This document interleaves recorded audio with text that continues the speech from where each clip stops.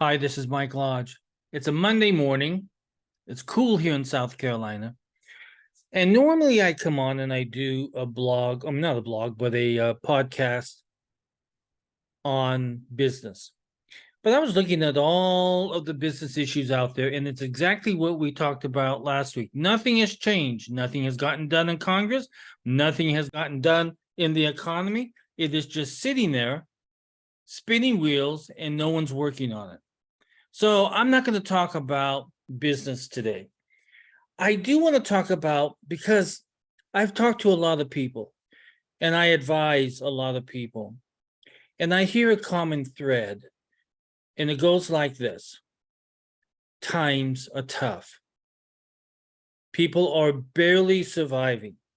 They're barely getting their financials, even being able to meet their financial obligations. It's stretching it week after week and day after day in this economic society that we're currently in. Inflation is high and it's eaten into everything. People are getting discouraged. I hear it in their voices. I see it in their faces on my Zoom calls with them. And so today I just want to talk about the future. And I'm always, when we have tough times, I'm always reminded of the story in the Bible of Job. Now, Job was a good man.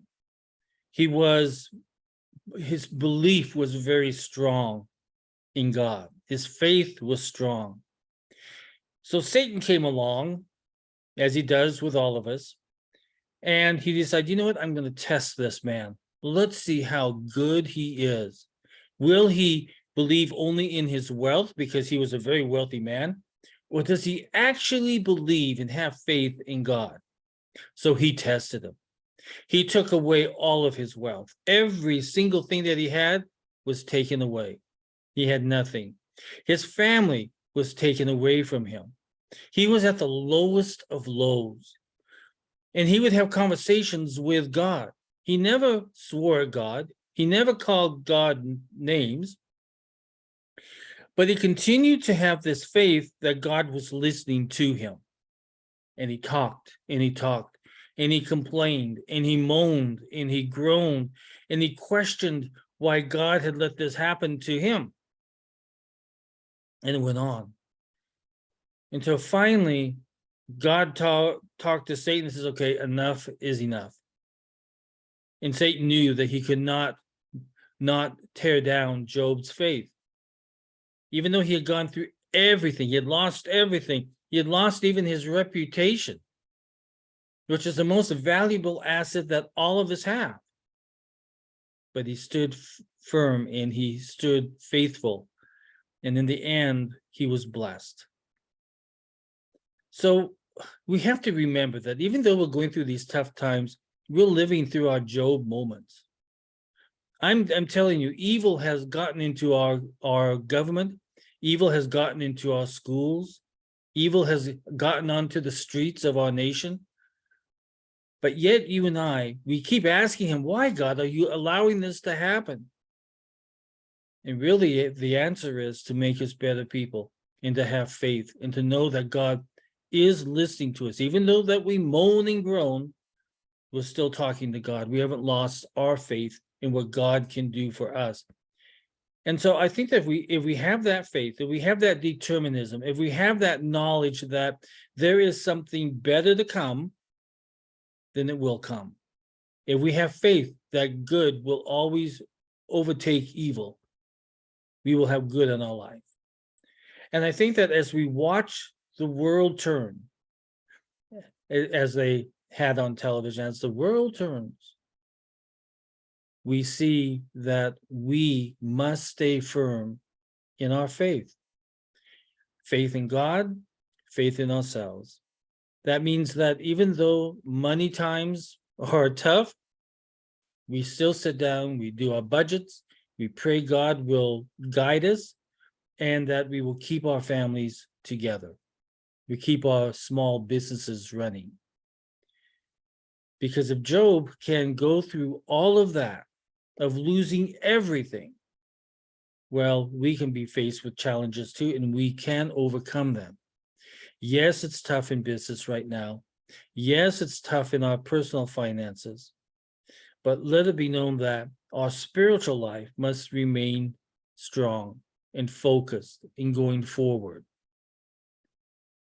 A lot of people ask me, why in a lot of my podcasts, I talk about God and I talk about spirituality in our lives. And I'm writing a book at the moment. It's called Per God on Business.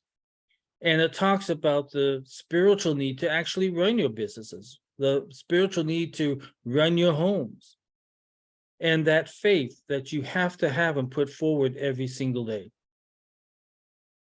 So people ask me, why do you do that? Well, because the spiritual life that I have, that I try to have, and there's a lot of temptations out there, and there's a lot of things that try to get in my way, but I always try to stay focused on my spirituality. That's the first thing I do in the morning and the first thing that I do in the evening. And sometimes when times are tough, I do it during the course of the day. But we have to stay focused. So my answer to people who ask me that question, why do you bring spirituality into your business podcast? Because it's my foundation. And it's that foundation that keeps me strong and keeps me moving forward. And I hope that every single one of you, and I know that some of you, it's been tough. Some of you have lost your cars. Some of you have lost your houses. Some of you have broken your families up because of financial stress. It will all end. Remember, this is just an event. I have been through three downturns in the economy. I remember when I bought my very first home, we were in a really bad mess, but I bought my first home, which I probably shouldn't have done, but I paid 13% interest at that time. But I just left it in God's hands. I said, God, you know what? Thank God the prices of homes were much lower at that time too, so that I could afford it. But I just left it in God's hands. I said, God, help me to provide a home. Help me to have a place where people can come and they can feel that this is their home too, that they can sit back and relax and talk about anything. So to me in business, my spiritual need comes first and then my business need comes second. I don't have a family, so I have to skip that part. If I had a family, it would be my family first. My spirituality first, my family second, and my business third. But it's that faith. It's that ability to keep moving forward and to help other people too. There are a lot of people out there that need your help. Either they need a person to sit down and talk to, or maybe they need a buck or two, or maybe they need a can of food just to keep them going for the remainder of the week. There's a lot of need out there. So sit down in your community and say, where can I make a difference? Maybe I can tutor a child for an hour a day during the school year. Maybe I can take one child and tutor them. Maybe I can help that elderly lady or man across the street that needs house cleaning. But remember, there are a lot of people out there with need. You're not the only one. So we have to focus on those in need. Put out your helping hand. Find it in your community. Remember, you build a nation by the community in which you live. And it's not about me. It's about us. So today on this Monday, go out and have a great day. May God bless you. Keep remembering the story of Job. Read the book of Job and you'll read the whole story of what happened to him.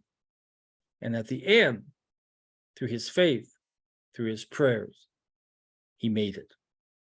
This is Mike Lodge. Listen, if you would like to sit down with me and have a confidential conversation on business or personal finance, go to www.lodge.co.com.